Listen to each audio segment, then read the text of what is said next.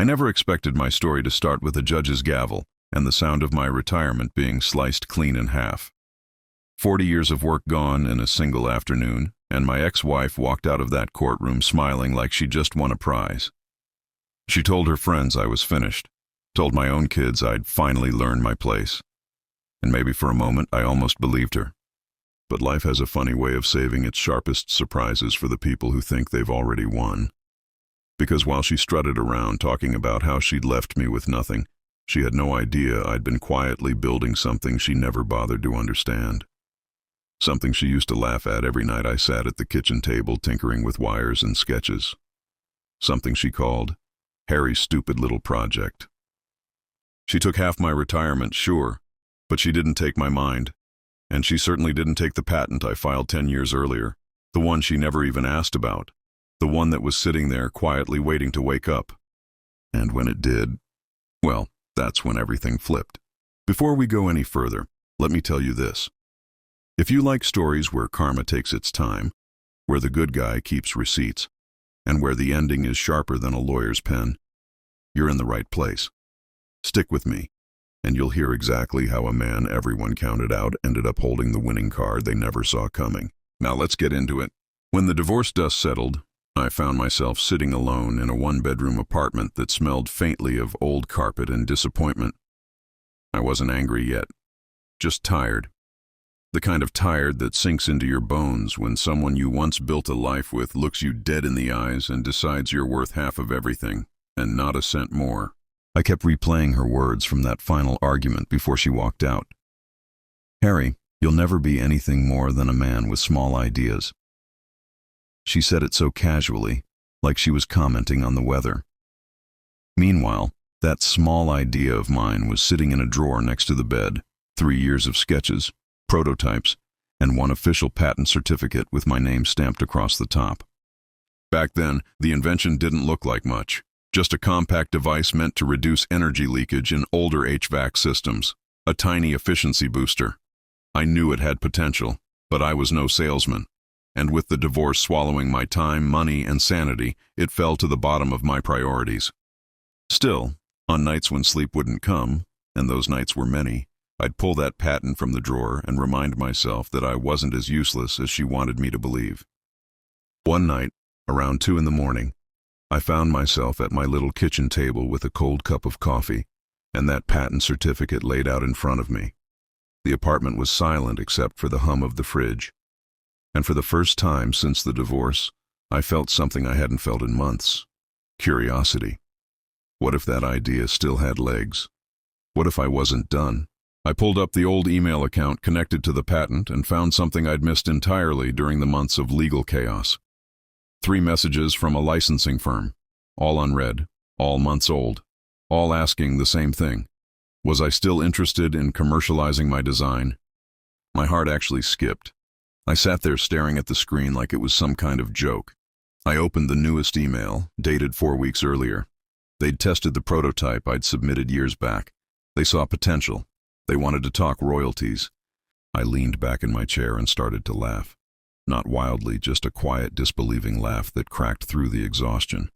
Because suddenly, the story had changed. I wasn't the man who'd been drained and dismissed. I wasn't the man with small ideas. I was the man with something she never saw coming. And for the first time since she walked out, I felt something warm in my chest. Not anger, not revenge, just possibility. Stick with me, because this is where the ground quietly begins to shift beneath her feet, and she hasn't even noticed yet. After I found those emails from the licensing firm, I didn't sleep for the rest of the night. My heart kept thumping like someone was knocking from inside my chest. I must have read each message 5 times, making sure I wasn't imagining things. It felt unreal, like a door I thought had rusted shut suddenly creaked open on its own. The next morning, I shaved, put on the one decent shirt I had left after the divorce purge, and called the number in the email. My voice cracked a little when the receptionist answered, but she patched me through to a man named Leonard. Calm voice, steady, the kind of guy who sounds like he's sitting in a leather chair even over the phone. "Mr. Walker, we've been trying to reach you," he said. "Your design solves a problem that's been costing the HVAC industry millions annually. It's simple, efficient, and, frankly, better than anything out there. Now I've got to admit something. When you've spent years being told you're nothing special, praise hits different. I actually looked behind me, like maybe he was talking to someone else. Leonard kept going. We'd like to pursue licensing. Royalties, of course. You still have the prototype? I almost laughed. The prototype was in a shoebox under my sink, next to a bottle of drain cleaner. I told him I did, and he asked me to bring it by their office for formal evaluation. I hung up and sat there at my little kitchen table with my hands shaking. All I could think about was my ex-wife's face when she told me I wasn't built for real success. I didn't feel spite, not yet, just relief. Like someone finally flipped on the lights in a dark room I'd been stumbling through. The firm's office was one of those glass-walled places where everyone walks briskly and looks important. When I stepped inside holding my shoebox, I felt like a man carrying a science project to show and tell. A woman in a blazer led me to a conference room. Leonard arrived minutes later, shook my hand like I was someone who mattered, and carefully lifted the device from the box. He turned it over, examined the wiring, nodded. "This has real legs, Harry. You might not realize it, but this is good work." No one had said that to me in years. They kept the prototype for testing. I walked out with nothing but an appointment for a follow-up meeting and a spark in my chest I hadn't felt since I was a much younger man. On the bus ride home, I caught my reflection in the window.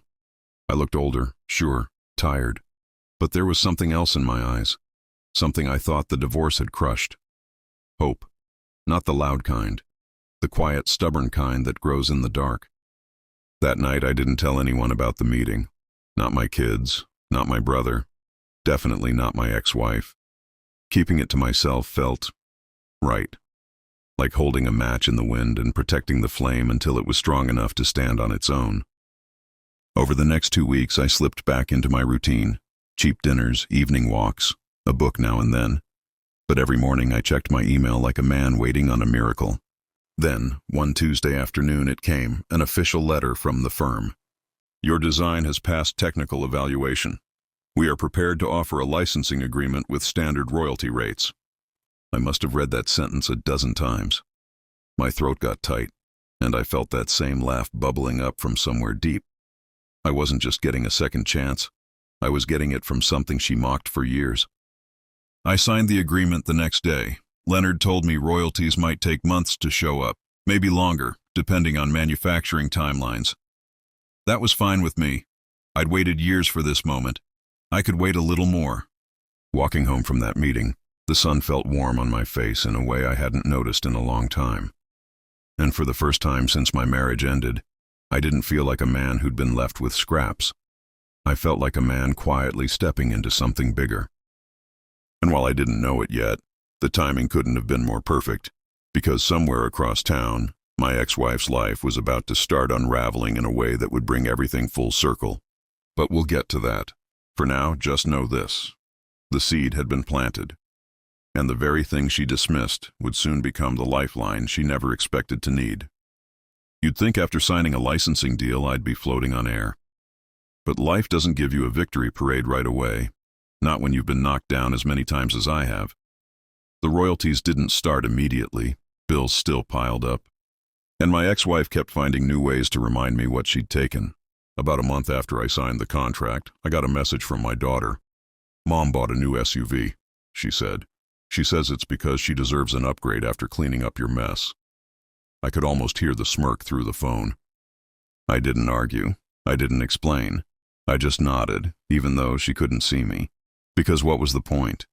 No one wants to hear the ramblings of the man who supposedly lost everything. But inside I felt something shifting. Patience. A quiet kind of confidence. Like a fisherman sitting by the water, knowing the line will eventually pull. 2 weeks later I got my first royalty report. Tiny. Barely enough to buy dinner for two. But it was real. Proof of life. Proof my idea had teeth. My ex-wife, on the other hand, was busy remodeling her kitchen. My son mentioned it over lunch. "Mom said she's making the place look how she always wanted, since you never let her." That part stung a bit. Not because it was true, but because she'd rewritten the past to make herself the hero and me the villain. Still, I said nothing. Instead, I spent evenings rereading the emails from the licensing firm. They kept mentioning words like scaling, contracts, and demand indicators. I didn't fully understand them, but I knew the tone. It was the tone people use when something is about to take off. Then it happened. I got a voicemail from Leonard. "Harry, call me back when you can. It's urgent." His voice was calm, but there was an edge to it that made my stomach flip. When I reached him, he said, "We have interest from 3 major manufacturers. They want to integrate your design into their newest systems. If things proceed, your royalties are going to multiply." Multiply. I held onto that word like a life preserver. That night, I walked the long way home, letting the cool air settle my thoughts. I ended up at an old park where my ex-wife and I used to bring the kids when they were small. I sat on a bench, closed my eyes, and let the memories move through me. Good ones and the painful ones that followed. Then I opened my eyes and whispered to myself, let the truth take its time, because I knew it would, and I knew she wouldn't be able to hide from it forever. By the time spring rolled around, money began coming in steadily. Not millions, not yet, but enough to ease the pressure. Enough to buy groceries without checking my balance first. Enough to pay off the medical bill I'd been ignoring since the divorce. One afternoon at the apartment mailboxes, my neighbor, a chatty retiree named Doris, asked why I was smiling. I hadn't realized I was. It felt strange on my face, like a coat I hadn't worn in years. I told her it was just a good month. She winked. "Keep having those, Harry." But while my life was turning a corner, my ex-wife's world was slipping. My son mentioned she'd taken a loan to finish her renovations. My daughter hinted that her hours at work had been cut. And once, just once, my daughter slipped and said, "Mom's been stressed lately." She won't admit it, but she's scared. Scared? That was new. She never used to get scared. She used to barrel through life like a queen who believed the world owed her a throne. I didn't celebrate her troubles. That's not who I am. But I'd be lying if I said I didn't feel the scales start to move. I knew the day would come when the truth of my quiet success would collide with her pride. And when it did, it wouldn't be gentle. The turning point arrived on a Thursday. I was eating soup in my kitchen when my phone buzzed. A number I didn't recognize. I almost ignored it, but something told me to answer. Is this Harry Walker?" a woman asked. Her voice was firm but nervous. "Yes," I said. "This is Patricia, from Northline Energy Systems. We're preparing a contract proposal. We need you to review the new royalty structure. A colleague should have sent you the projected annual earnings." Projected annual earnings. My heart slammed so hard I gripped the table. I checked my email. There it was. A document breaking down numbers I'd never seen associated with my name before. Not just comfortable money, life-changing money. I reread the line 3 times. Estimated annual royalties upon full adoption, $1.2 million. My spoon clattered onto the floor, and while I sat there staring at those numbers, stunned silent, my phone buzzed again, this time with a name I recognized. My daughter. "Dad, I don't know what's going on, but Mom's crying. She said something about losing the house." The timing hit me like a punch. My rise, her fall, 2 paths finally crossing, and neither of us knew what was about to happen next. When my daughter told me her mother was crying about losing the house, I didn't say a word. I just sat there at my little kitchen table, that royalty email still glowing on the screen like some kind of cosmic joke. Life really does have a sense of timing, crooked, ironic, and almost poetic when it wants to be. I took a slow breath and tried to steady myself, because the truth was settling in. The balance was shifting faster than either of us expected. That night, I walked around my apartment with that buzzing feeling under my skin, the kind you get when you know a storm is coming but you don't know who it'll hit first. My kids had no idea I was sitting on a patent that was about to pay me more in a year than my old job ever gave me in 5. And my ex-wife, well, she had no idea who I was becoming again. Maybe who I had always been before she spent years convincing me otherwise. I didn't call her, didn't text, didn't ask what happened. That wasn't my place anymore. But I won't lie. Some part of me felt that old sting of loyalty, the part that remembered the woman I married long before things fell apart. And I wondered what had gone so wrong that the house, the one thing she'd fought viciously to keep, was now slipping through her fingers. The next morning, I had a meeting scheduled with the licensing firm. They wanted to go over the new distribution agreements.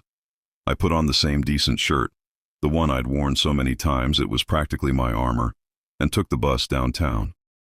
I sat there with the contract packet in my lap, reading the numbers again like they might evaporate if I blinked.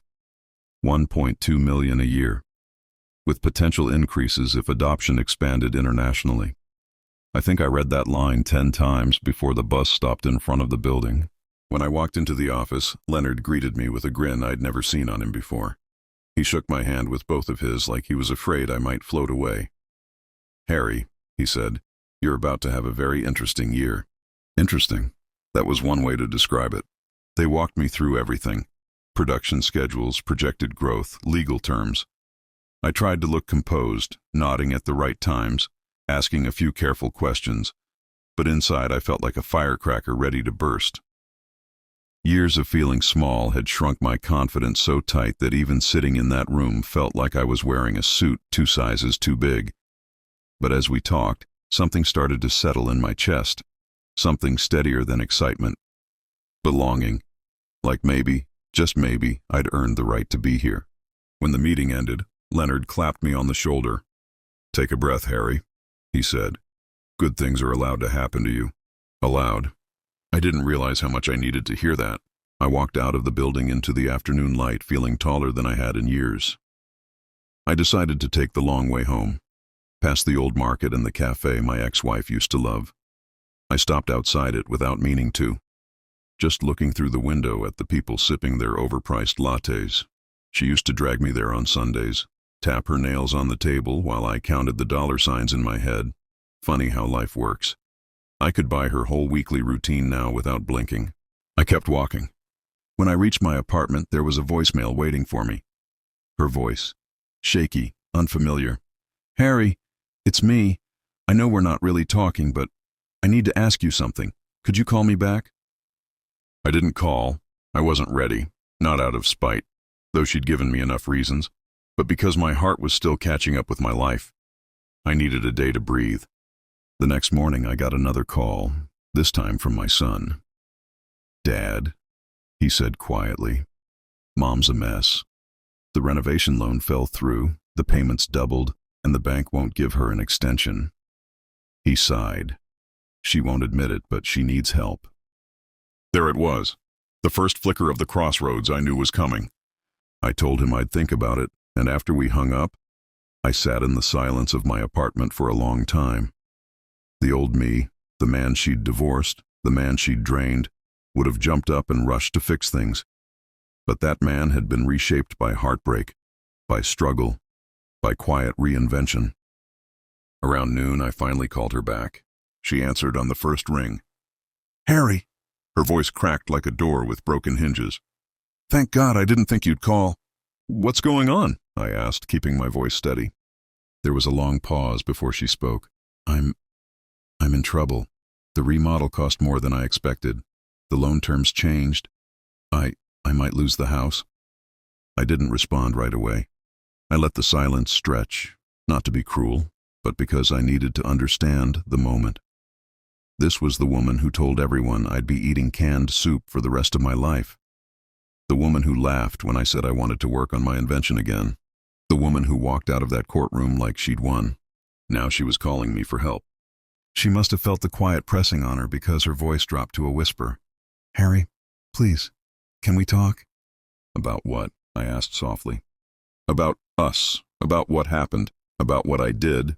Please, us." Funny how that word only shows up when the ground beneath someone's feet starts to crumble. I told her we could meet. A public place. Neutral ground.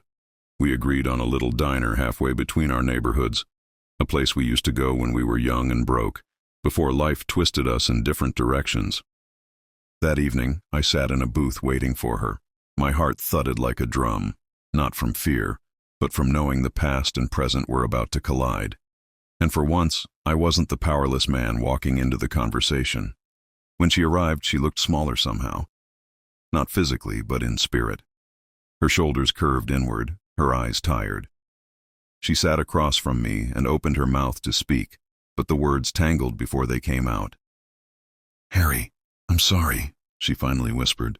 The apology I thought I'd never hear. But this wasn't the end of the story. Not even close. Because she still didn't know what had changed for me, what had risen in the silence of my new life. She had no idea what I now held in the palm of my hand, something far more powerful than the retirement she took. And in that moment I realized the truth. She didn't come to apologize. She came because she needed saving. And she had no idea I wasn't the same man she'd left behind.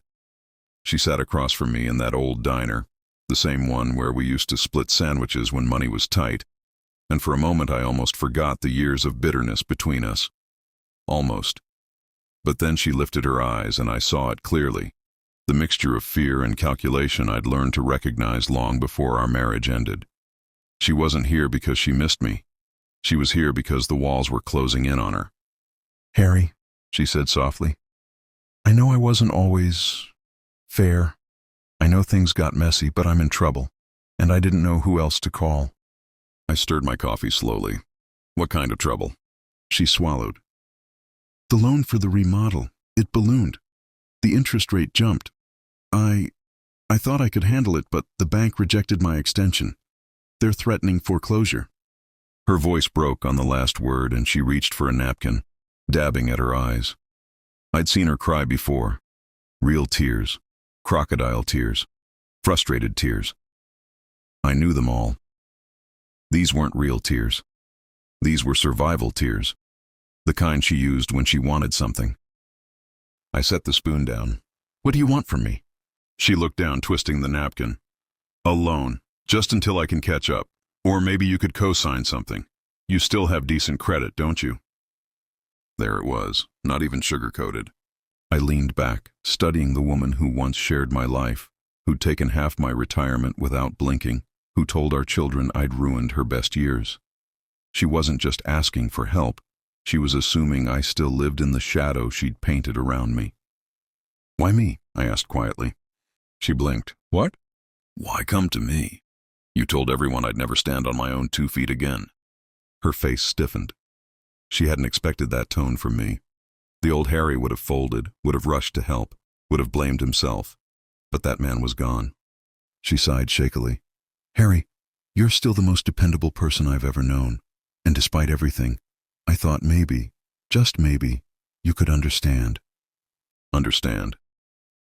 That word landed like a pebble in a pond, rippling with memories I'd spent years trying to bury. But before I could respond, the waitress arrived with our plates, breaking the tension. When she walked away, my ex-wife leaned forward, desperate now. If I lose the house, I'll have to move into an apartment. I'll have to sell everything. I can't start over at my age. She rubbed her temples. I'm scared, Harry. I let the silence stretch. She needed to sit in it. Finally, I said, right after the divorce, I almost did lose everything. I sat in an empty apartment eating cereal for dinner because that's all I could afford. Did you know that? She looked down. I didn't want that for you. You didn't care, I corrected gently. Not then. She flinched, and for a moment some of the performance dropped. She looked older, fragile even. You're right, she whispered. I was angry. I blamed you for everything. I didn't think about what it would do to you. I was wrong. A real apology, unexpected, quiet and tired. Still, I stayed cautious. I took a breath. I can't loan you money. Her head snapped up. Panic rushed into her eyes like a flood. Harry, please, I'm losing everything. I'll pay you back, I swear it. I didn't say I wouldn't help, I said calmly. I said I can't loan you money. She froze, confusion knitting her brows. I reached into my pocket and slid a paper across the table. A printout. My royalty statement. The latest one. Bold numbers. Bigger than any check she'd ever seen me bring home. She stared at it, her lips parted, her breathing hitched. What is this? She whispered. My patent, I said softly. The one you always said was a waste of time. It took off. She kept blinking at the page like the numbers might rearrange themselves into something less shocking. You're making this much? Her voice cracked. Harry, how? When? While you were remodeling the kitchen, I said evenly. While I was trying to rebuild my life. While everyone thought I had nothing left. She pressed her hand against her chest. But you never told me. You never asked. For a long moment, she didn't speak. She just stared, her pride crumbling piece by piece until she finally whispered, I misjudged you. Yes, I said quietly, you did. Tears welled in her eyes, not performative this time. Real, exhausted tears. Harry, I'm sorry, truly. I shouldn't have treated you the way I did. And now, look at me. I'm paying for it. I set my hands on the table, steady. I'm not here to punish you, but I'm not here to save you either, not in the way you expect. Her breath trembled. What do you mean? I'll help you, but not by giving you money, not by co-signing, not by bailing you out. You need something more important than cash. She frowned. What? A reset, a real one. Sell the house before the bank takes it. Start smaller. Live within your means. Her face went pale. Harry, I can't. That house is my life. No, I said gently. It's your pride, and it's eating you alive. She stared at me, stunned into silence. Then she did something I never thought I'd see. She nodded. Slowly, like the weight of every mistake she'd made was finally too heavy to fight. Will you help me figure it out? She asked quietly. I nodded. I will, not because you're my ex-wife, but because you're the mother of my children, and I don't want them to watch you sink. For the first time in years, we spoke without bitterness, without blame, without pretending. She admitted the truth of her choices, and I admitted the truth of mine. Two people, finally facing the wreckage between them. When we left the diner, she hugged me, a small, fragile hug, not asking for anything, just grateful. But even then, she didn't know the full truth. My financial rise was just beginning, and soon the world would see it, even if she never fully understood how a small idea became the lifeline that changed everything. But that final turn, that revelation, that moment where everything comes full circle, that comes next. I didn't expect the final chapter of our story to take place in a lawyer's conference room, but life has a way of staging poetic endings in the most sterile places. The carpet was a dull gray, the chairs too stiff, and the fluorescent lights hummed in that annoying way that makes you question your own sanity. But as soon as my ex-wife walked in, clutching a folder and wearing that cautious hope I hadn't seen in years, the room suddenly felt smaller, more intimate, like we were about to step onto a bridge we'd spent years avoiding. Harry, she said gently, closing the door behind her. Thank you for coming. I nodded. You said it was important. It is. She sat across from me, smoothing the crease in her skirt. I took your advice. I talked to the bank. I listed the house. She swallowed hard. I accepted reality. Those last 3 words carried the weight of a decade. I leaned back, studying her. She looked tired, but not broken, not defeated, more like someone who'd finally stopped running. That's good, I said. I know it wasn't easy. It wasn't. Her voice trembled. But something happened, and I didn't want to tell you over the phone. I felt a flicker of worry. What happened? She slid a single sheet of paper across the table. At first glance, it looked like a receipt, a small one, nothing remarkable. But when I looked closer, I felt my chest tighten. A check, made out to me, a large one. I looked at her slowly. What is this? She folded her hands as if bracing herself. It's your share from selling the house. I blinked, stunned into silence. My share? I didn't ask for anything from that house. I know, she said softly. But you deserved something. You built that home as much as I did. You spent years providing for it, fixing it, working on it. I took it in the divorce because I thought I needed it more. I was wrong. Her voice cracked, but she didn't look away. This is me making it right. For the first time since the divorce, I didn't feel anger, or regret, or the quiet ache that had trailed me for years. I felt closure. Real closure. I don't know what to say, I whispered. You don't have to say anything. She offered a small smile. Just accept it, not as a favor, not as repayment, as acknowledgement. I took a slow breath and nodded. Thank you. The words felt heavier than they sounded. She exhaled shakily. There's something else. I raised an eyebrow. She pulled a smaller envelope from her folder and placed it beside the check. I talked to your attorney about your patent, the royalties, the growth projections. Harry, you're not just comfortable financially. You're, well, you know what you are. I chuckled. I'm doing okay. Better than okay, she said, smiling through her tears. You built something incredible. I had no idea how much work you'd put into it, how much vision. I never gave you credit for that. She looked down for a moment, gathering her courage. And I need you to know I'm proud of you. That sentence hit harder than any insult ever had. Not because I needed her validation, not anymore, but because it felt like the last brick of a wall finally crumbling. Thank you, I said quietly. That means more than you know. We sat in silence for a moment, the kind that isn't awkward but healing. Then she spoke again, voice softer. I want us to be better. Not as a couple, we both know that chapter is closed, but as co-parents, as people who once loved each other. We've spent so long punishing ourselves for old mistakes. I nodded. I'd like that too. She let out a breath she'd probably been holding for years. Good, because the kids notice when we're distant. They're adults, but it still affects them. I smiled. They'll be happy to see us not at each other's throats. She laughed, a real laugh, and wiped her eyes. Yeah, they will. We wrapped up the paperwork, talked through the steps of the house sale, and when we finally stood to leave, she hesitated. Harry, she said softly. Yeah? You saved me, not with money, but with honesty, with the truth I didn't want to hear. I don't think anyone else could have delivered it, or cared enough to. It wasn't about saving you, I said gently. It was about letting both of us move forward. She nodded, and for the first time since the divorce, she looked peaceful. We walked out of the building together side by side.